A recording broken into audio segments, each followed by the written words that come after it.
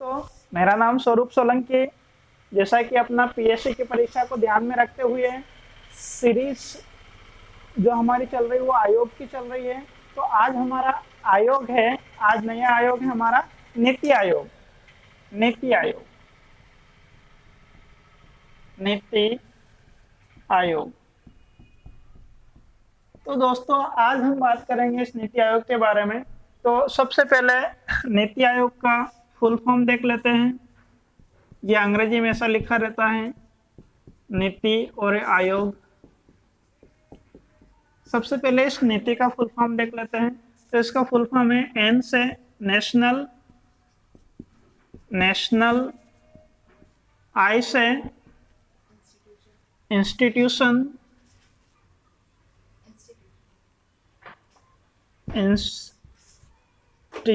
Institution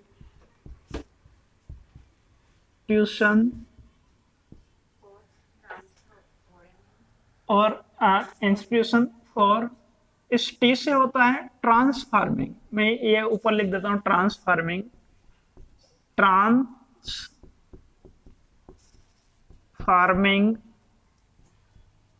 और इस आई से होता है इंडिया, इंडिया।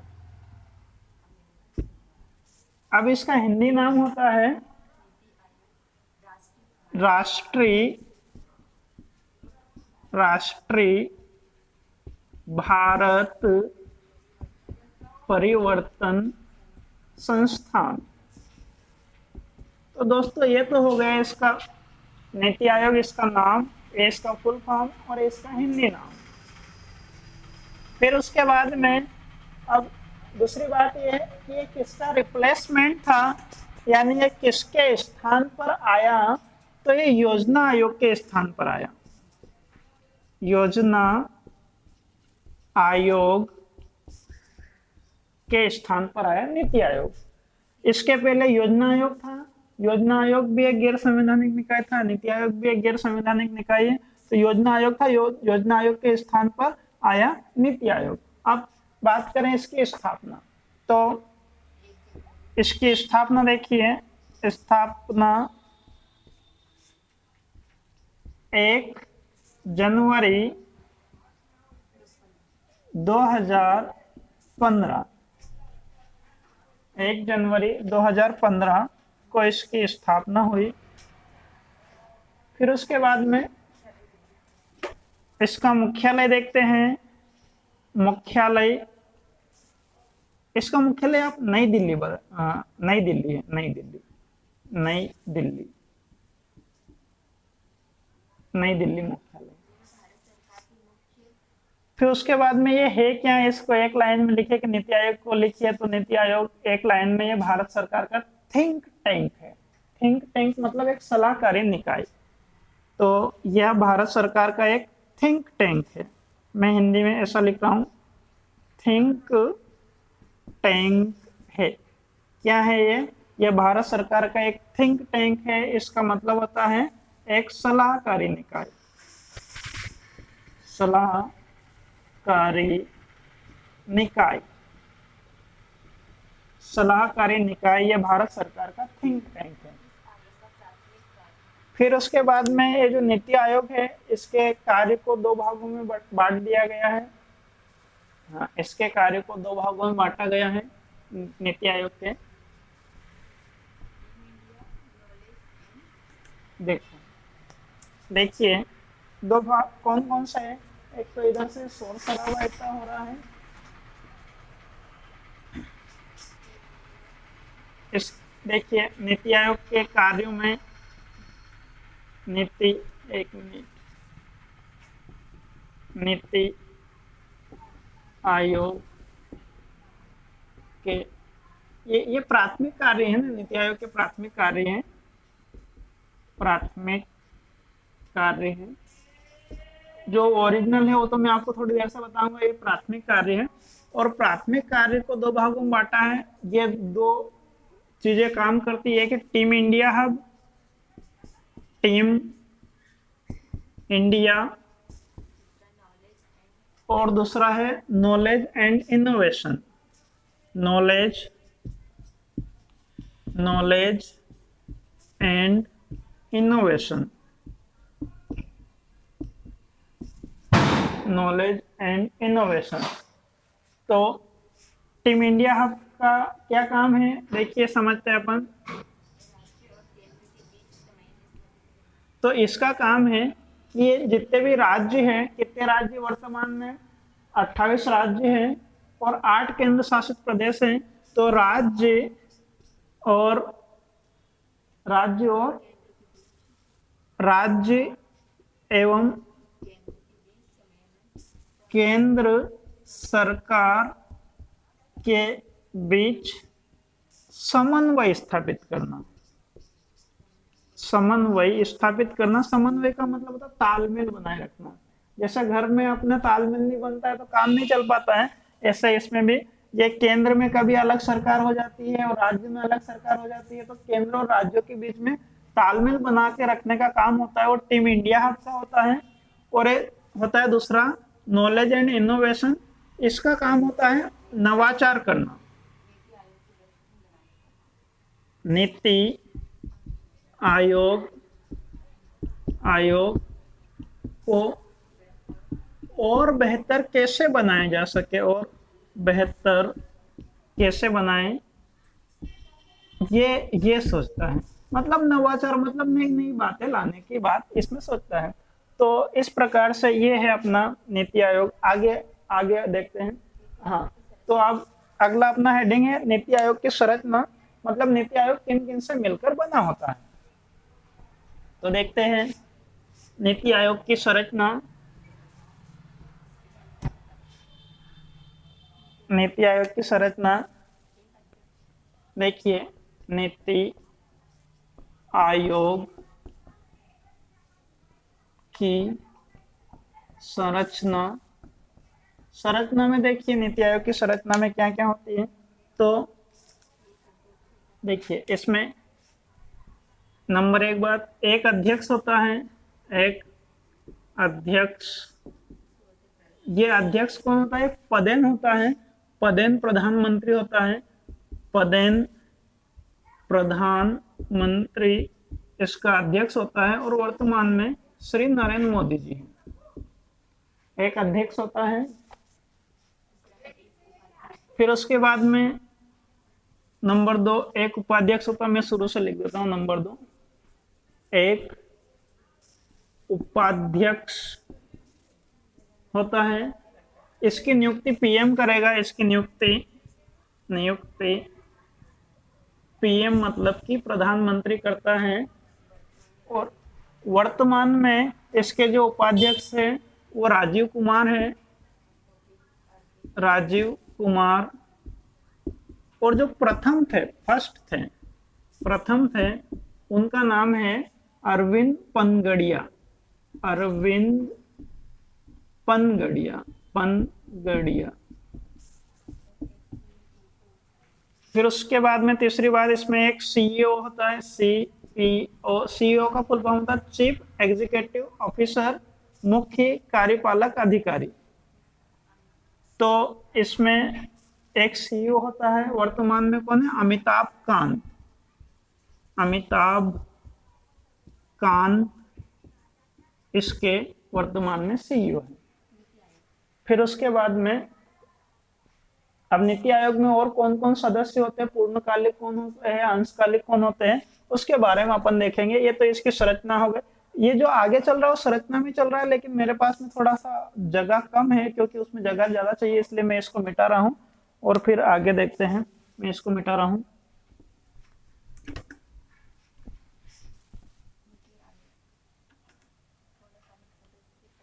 देखिए सदस्य कौन कौन होते हैं नीति आयोग में। तो नीति आयोग में इसमें एक तो होते हैं कौन, पूर्णकालिक सदस्य। एक होते हैं पूर्णकालिक सदस्य। पूर्णकालिक सदस्य में कौन कौन होते हैं, पूर्णकालिक सदस्य का मतलब है तो पूरे काल के लिए, पूरे समय के लिए वो सदस्य के पद पर रहेगा। तो पूर्णकालिक सदस्यों में 3 सदस्य हैं। नंबर 1 है विवेक देवराय, विवेक देवराय। दूसरा सदस्य है विजय कुमार, विजय कुमार शाश्वत। शक्तिमान टीम, ये भी देखना है कि अपना कैमरा चल रहा है कि नहीं चल रहा है। दोस्तों मैंने मेरी एक टीम का नाम रखा है शक्तिमान टीम, जो कि मेरा हेल्प करती है। पूरी टीम है हमारी, तो उस टीम का नाम रखा है शक्तिमान टीम। विजय कुमार शाश्वत। और तीसरा नाम है उसका रमेश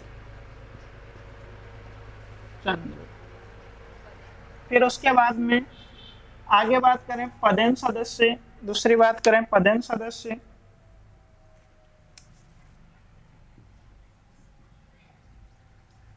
पदेन सदस्य में कौन कौन होते हैं?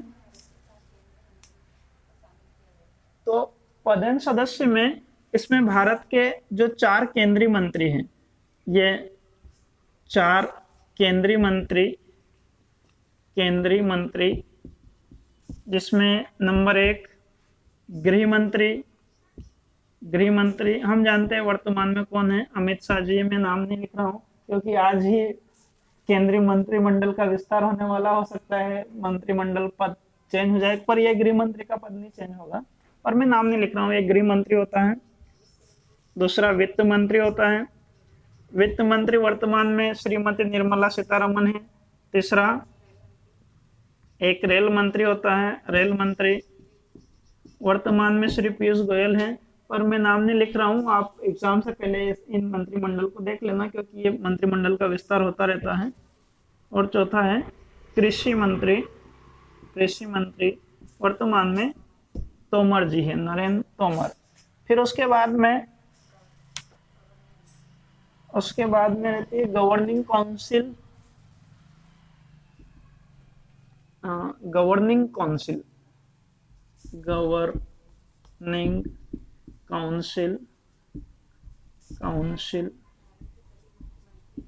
गवर्निंग मतलब जो राज करे, जो गवर्नेंस करे, सरकार चलाए। तो सरकार कौन चलाते हैं? तो इसमें भारत के जितने भी राज्य, भारत में कितने राज्य हैं? तो 28 राज्य। तो सभी राज्यों के सीएम, मुख्यमंत्री, सभी राज्यों के सीएम, मुख्यमंत्री, चीफ मिनिस्टर होते हैं।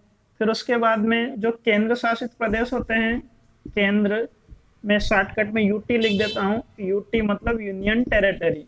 जो यूटी होते हैं, यूनियन टेरिटरी होते हैं, केंद्र शासित प्रदेश होते हैं, उनके उपराज्यपाल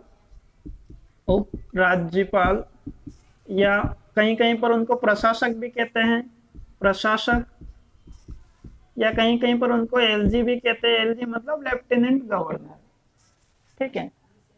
फिर उसके बाद में विशेष आमंत्रित सदस्य होते हैं।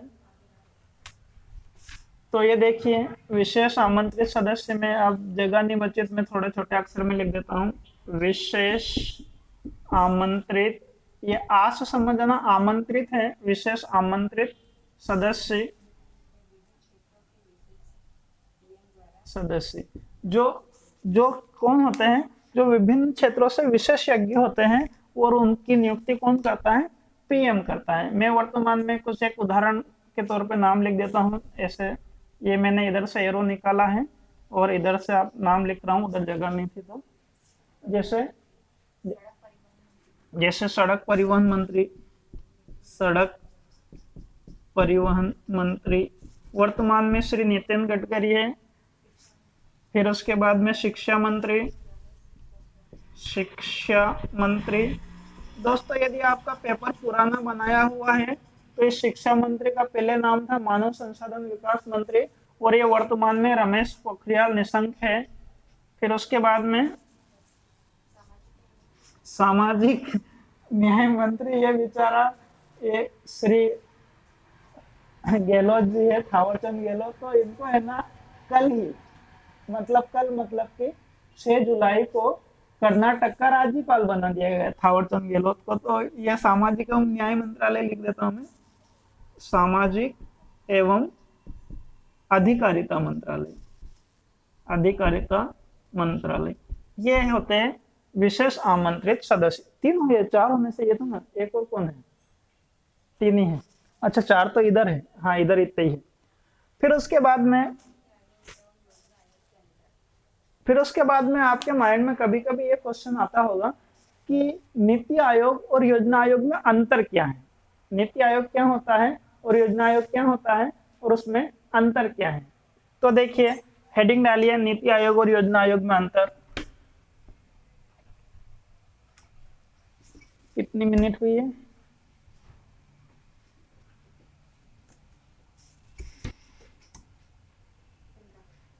चलो ठीक, फटाफट स्पीड में करते हैं। नीति आयोग और योजना आयोग में अंतर। आपका हेडिंग है